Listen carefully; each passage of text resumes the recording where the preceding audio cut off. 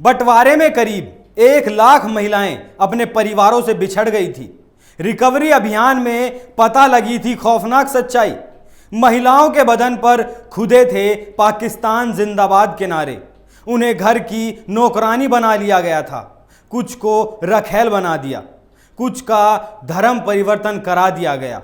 ये बंटवारा नहीं था, ये कुठारघात था।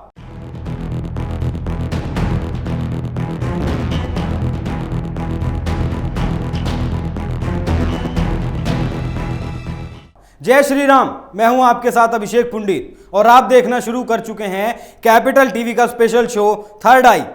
थर्ड आई में आज बात होगी बंटवारे में महिलाओं पर हुए कुठारघात की, गांधी जी के दोहरे चरित्र की, जिन्ना की हकीकत की।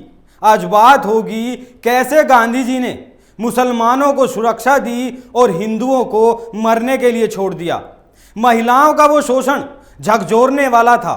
शोषण की यह खौफनाक कहानी रूह कपा देने वाली है। आज बात होगी हिंदुओं पर हुए अत्याचार की। तो चलिए शुरू करते हैं। 1947 में हमें आज़ादी मिली और उसके 75 साल के बाद एक बार फिर हमें पीछे पलटकर देखने की ज़रूरत है। आज़ादी के साथ ही नहीं बल्कि उससे पहले हमें विभाजन का दंश झेलना पड़ा था और इसके साथ ही एक इस्लामी राष्ट्र पाकिस्तान का जन्म हुआ था। पाकिस्तान के जन्म में जितना हाथ जिन्ना का था उतना ही हाथ गांधी जी का भी था। कांग्रेस आज जो तुष्टीकरण की राजनीति करती है यह उसी वक्त की मिली हुई सीख है। उस वक्त भी गांधी जी और नेहरू ने तुष्टीकरण की राजनीति की थी।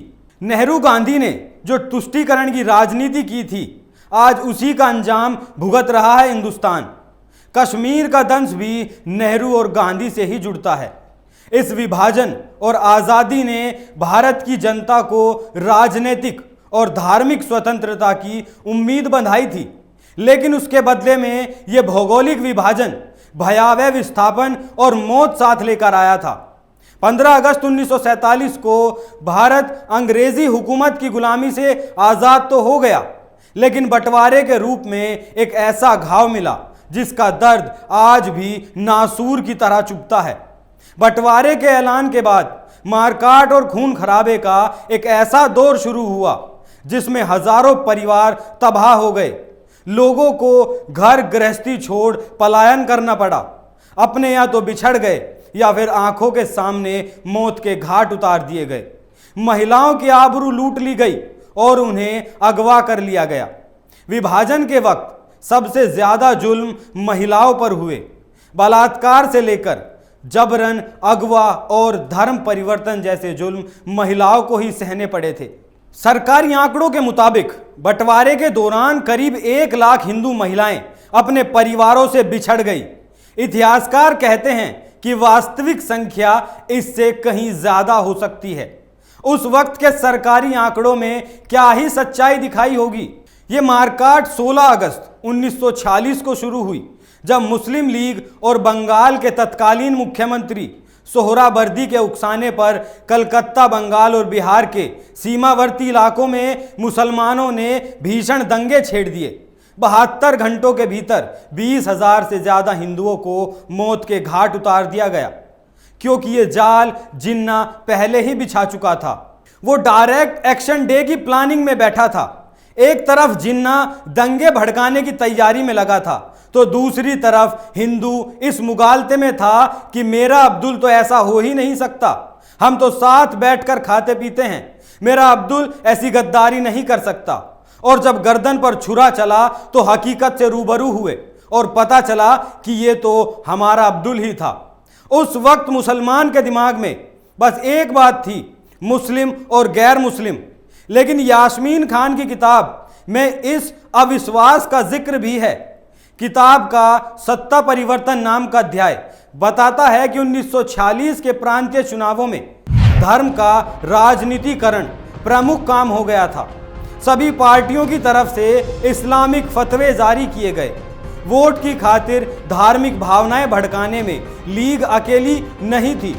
कांग्रेसियों ने भीड़ को ये याद दिलाया कि शराबबंदी गांधीवादियों की प्राथमिकता है, जो कि शराब के खिलाफ पूरी तरह से इस्लाम की आज्ञा का एक तरह से पालन करना है। एक उम्मीदवार के समर्थन में दिए गए एक भाषण में खुलकर यह दावा किया गया कि शराबबंदी और सूदखोरी पर बंदिश जैसे कांग्रेस के 2 वादे वास्तव में शरीयत के आदेशों के तहत ही ढाले गए थे। पंजाब में जमींदार वर्ग के नेता और एंग्लोफाइल पार्टी के नेता खिज्र तिवाना ने अपने भाषणों में कुरान के उदाहरणों का जमकर इस्तेमाल किया। असल में इन चुनावों के वक्त मौलाना साबिर अहमद उस्मानी ने लीग के समर्थन के लिए अपने अनुयायियों का आह्वान किया था और कहा था, जो भी शख्स लीग के विरोधियों को अपना मत देगा उसे याद रखना चाहिए कि कयामत के दिन उससे जवाब मांगा जाएगा। इस चुनाव में जीत ने मुस्लिम लीग का आत्मविश्वास बढ़ा दिया था। लीग के सैकड़ों नवनिर्वाचित जनप्रतिनिधि अप्रैल महीने में दिल्ली के एंग्लो अरबी हॉल में इकट्ठा हुए थे, तो वहां लगे बैनरों पर लिखा था, आज़ादी का रास्ता पाकिस्तान से होकर गुजरता है। मुस्लिम लीग आखिर इस बात से क्या बयां करना चाहती थी? वो बताना चाहते थे कि अगर सत्ता चाहिए तो उनके नापाक इरादों को मंजूरी देनी होगी।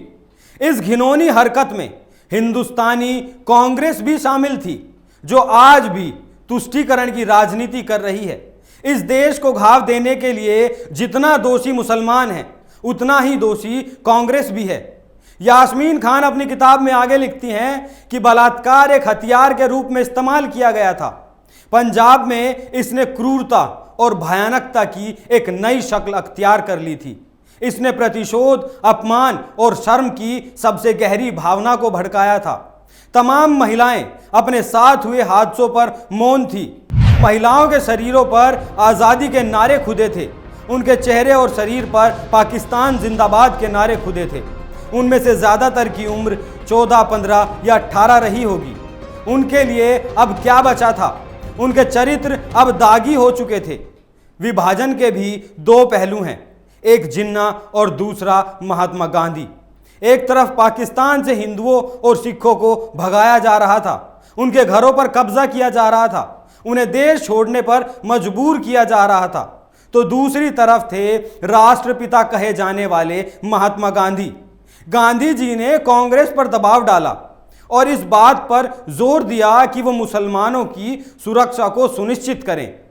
गांधी जी ने मुसलमानों से कहा कि अगर आपको अपना देश छोड़कर जाने की जरूरत नहीं है, आप लोग यहीं रहिए, वहां से ज्यादा आप यहां सुरक्षित हैं। महात्मा गांधी की यह बात आज सच साबित हो रही है। आज मुसलमान पाकिस्तान से ज्यादा हिंदुस्तान में सुरक्षित है।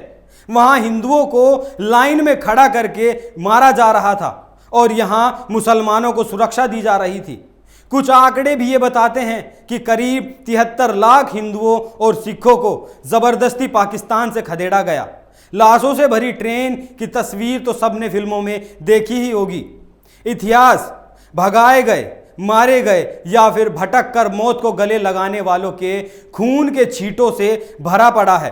15 अगस्त 1947 के दौरान पाकिस्तान में करीब 22% हिंदू हुआ करते थे, जो आज केवल 1.6% पर आ गए हैं। इस बात से कत्लेआम का अंदाजा लगाया जा सकता है। जब महात्मा गांधी मुसलमानों को सुरक्षा दे रहे थे तो अपने दोस्त जिन्ना से कहकर हिंदुओं की सुरक्षा की गारंटी क्यों नहीं ली? क्यों वहां हिंदुओं को मरने के लिए छोड़ दिया गया? उस वक्त कहां था गांधी जी का देश प्रेम? या फिर वो भी तुष्टीकरण के शिकार हो चले थे, या फिर खुद को मसीहा बनाने की होड़ लगी थी? विभाजन की त्रासदी का दर्द कश्मीर ने भी खूब झेला है। जिन्ना के इशारे पर जब कबाइलियों ने कश्मीरी पंडितों का नरसंहार किया था, कबाइलियों ने आधे से ज्यादा कश्मीर पर कब्जा जमा लिया था और पंडितों को अपना घर बार छोड़कर भागना पड़ा था। बंटवारे के ऐसे सैकड़ों अध्याय हैं जो नेहरू और गांधी के तुष्टीकरण को उजागर करते हैं। बंटवारे ने हिंदुस्तान को जो जख्म दिए हैं वो आज भी हरे हैं। उन्हें कुरेदने पर पता चलता है कि आज भी ये जख्म ज्यों के त्यों हैं। थर्ड आई में आज के लिए इतना ही। कल फिर मुलाकात होगी एक नए मुद्दे के साथ। तब तक देखते रहिए कैपिटल टीवी। आपको ये जानकारी कैसी लगी हमें कमेंट कर जरूर बताएं। नमस्कार।